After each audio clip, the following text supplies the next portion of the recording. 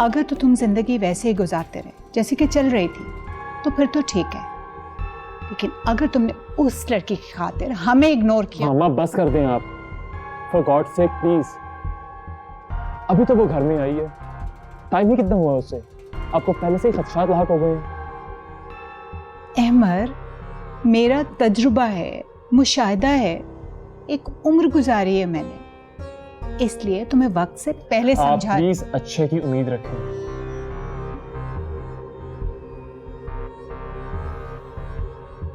मुझे पूरी उम्मीद है वो आपका मुझसे ज्यादा ख्याल रखेगी, आपकी खिदमत करेगी। चलो ये भी देख लेंगे, इसे मुझे उससे खिदमत करवा के क्या करना है? तो बस तुम्हारा ख्याल रखे, मेरे लिए इतना ही काफी। और फिर मेरी खिदमत के लिए तो मेरे 2 जवान बेटे हैं। बिल्कुल मॉम। खुश रहो।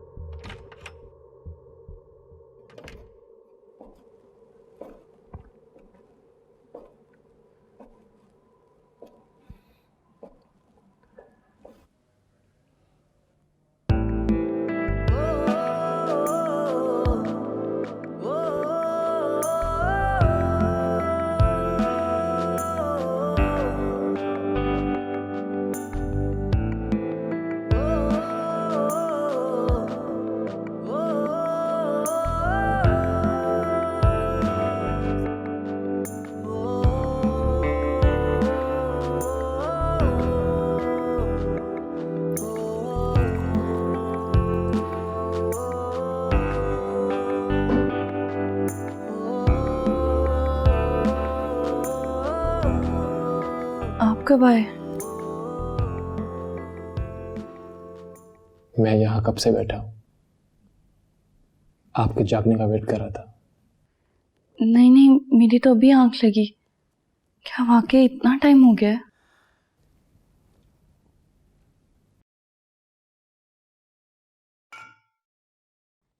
ताबीर, मैं आपसे कुछ कहना चाहता हूँ।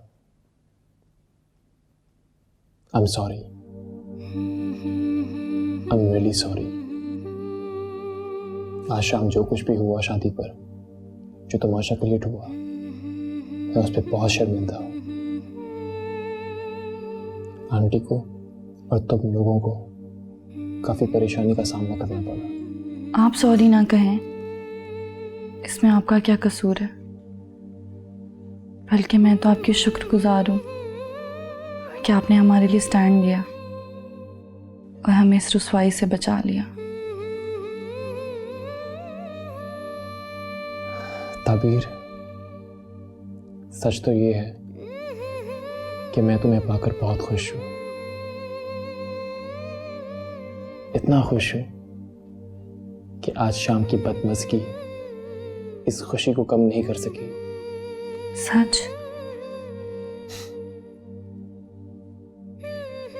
हाँ, अपनी अम्मी के बारे में मैं तुम्हें एक बात बताता हूँ। मेरी अम्मी को बहुत जल्दी गुस्सा आता है, और बहुत सारा।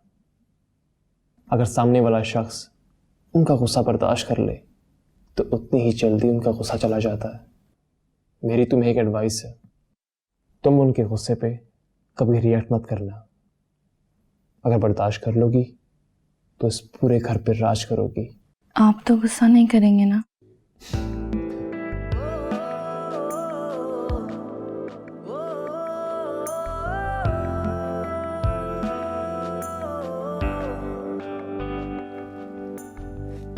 अच्छा, तो तुम्हें क्या लगता है? जाहिर है गुस्से वाली माँ का बेटा गुस्से वाला ही होगा। लेकिन ऐसा जरूरी तो नहीं। वैसे आप लगते तो नहीं गुस्से वाले।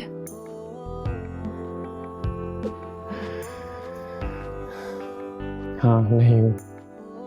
अच्छा, एक बात बताओ, तुमने अपनी अम्मी से बात की?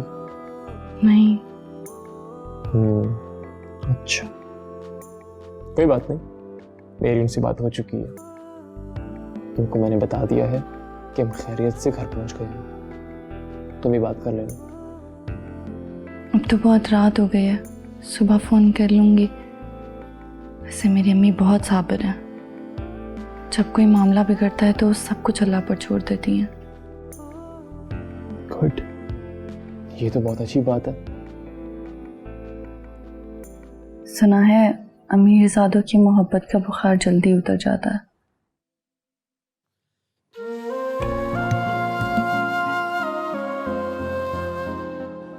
नहीं, मैं तो ऐसा बिल्कुल भी नहीं, और ये बुखार उतरने वाला नहीं। ये तो दिन ब दिन अब बढ़ता ही जाएगा। अल्लाह करे ऐसा ही हो। तुम जानती हो, तुम दुनिया की पहली बीवी हो जो अपने शौहर को बुखार की दुआ दे रही है। प्यार के बुखार की।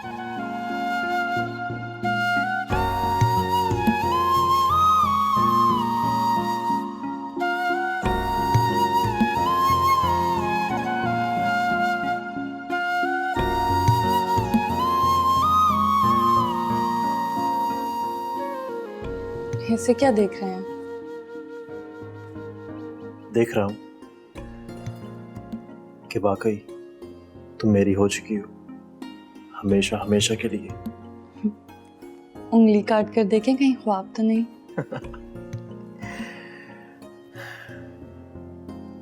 कितने खुश नसीब होते हैं वो लोग जिनके ख्वाब सच्चे होते हैं। तुम जानती हो, फहद हमेशा से बहुत जिद्दी और डिमांडिंग रहा, जबकि मैंने कभी कोई जिद नहीं की। लेकिन पूरी जिंदगी में सिर्फ एक ही बार जिद की अब तक, और वो पूरी करके दिखाई। वो जिद तुम्हें हासिल करने की थी। यू हैव नो आइडिया कि तुम्हारे लिए मैंने कितनी फाइट की। अपनी फैमिली से फाइट, सबसे फाइट, लेकिन तुम्हें अपना बना के दिखाया मैंने। मुझ में ऐसा क्या खास है? मैं तो एक आम सी लड़की हूँ। पता नहीं, शायद इसी को मोहब्बत कहते हैं। जब मैंने तुम्हें देखा पहली बार तो मुझे रियलाइज हो गया कि तुम ही वो लड़की हो जो मेरे लिए बनी है, पूरी जिंदगी के लिए। आपको देखकर लगता तो नहीं कि आप इतने रोमांटिक हैं। जानता हूं मैं, बहुत ड्राई पर्सनैलिटी हूं। नहीं, ये मतलब नहीं था मेरा।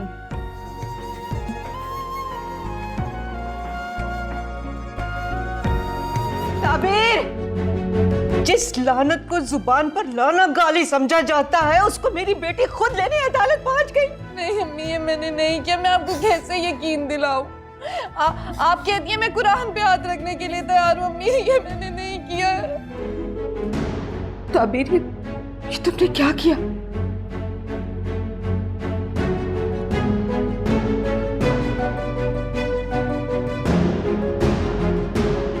ताबीर! अम्मी?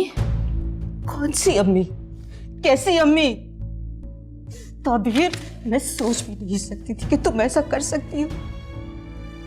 अरे, जिस लानत को जुबान पर लाना गाली समझा जाता है, उसको मेरी बेटी खुद लेने अदालत पहुंच गई।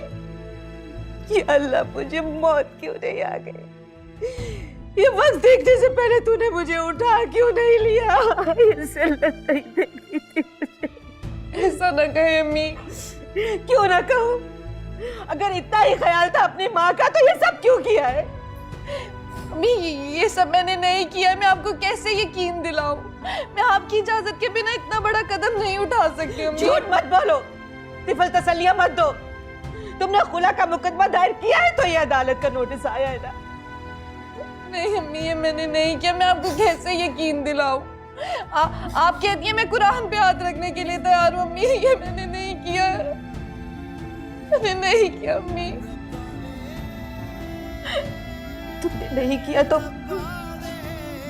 ये अदालत का नोटिस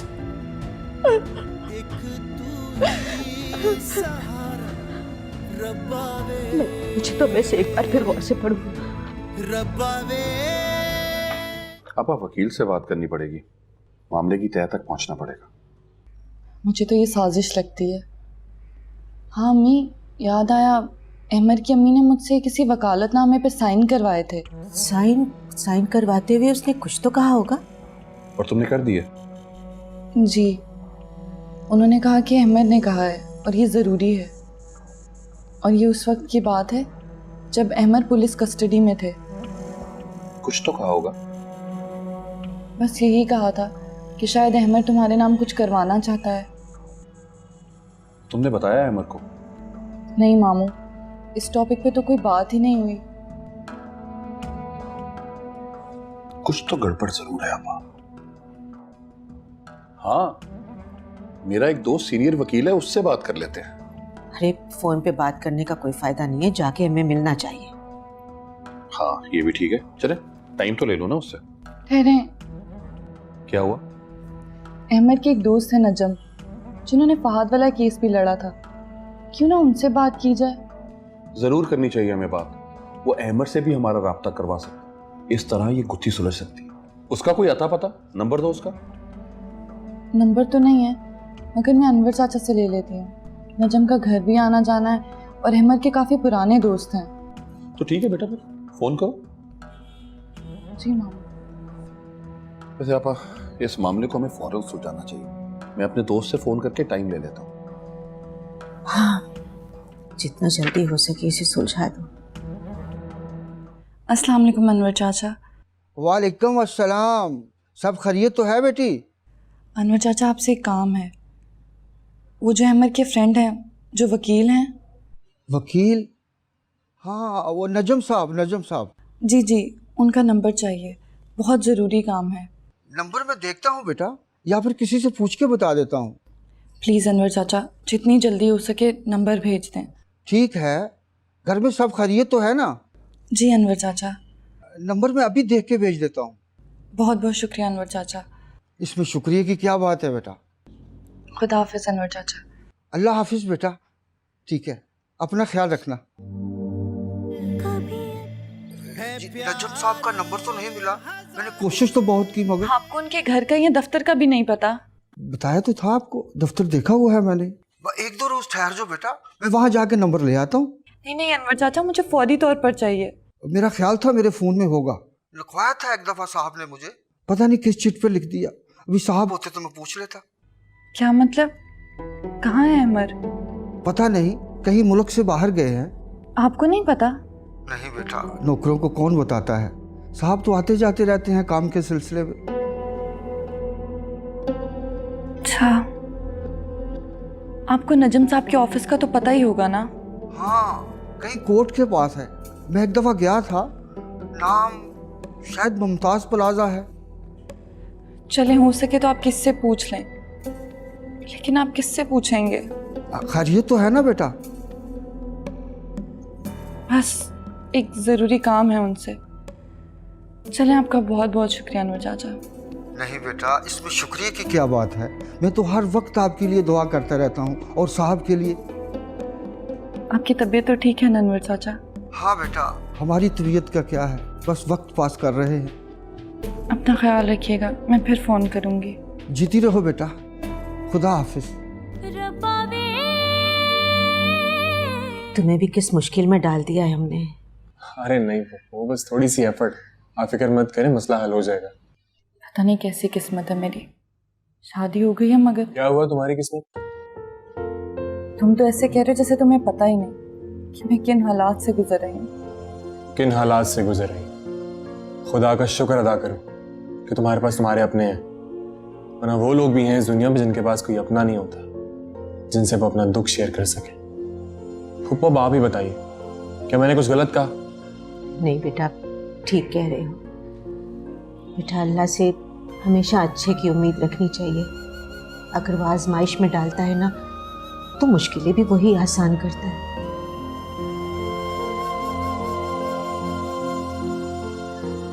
तुम फिक्र मत करो, मैं नज़म को ढूंढ निकालूंगा। जैसा तुम बता रही हो कि वो अमर का दोस्त है, तो वो अमर को लाजमी फोन करेगा। हाँ, इसी तरह ये मसला हल हो सकता है। अरे ताबीर, मेरे बच्चे को कोई चाय वाय तो ला के पिलाओ। बच्चे चाय नहीं पीते। शुक्र है तुम्हारे चेहरे पर मुस्कुराहट तो आई, अच्छा लगा। जाहिर है अब ऐसे हालात के साथ जीना तो सीखना ही पड़ेगा। वैसे मेरा मूड चाय पीने का है। जाओ बेटा, खाने के लिए भी कुछ ले आना इसके लिए। नहीं नहीं, बस चाय। ठीक है।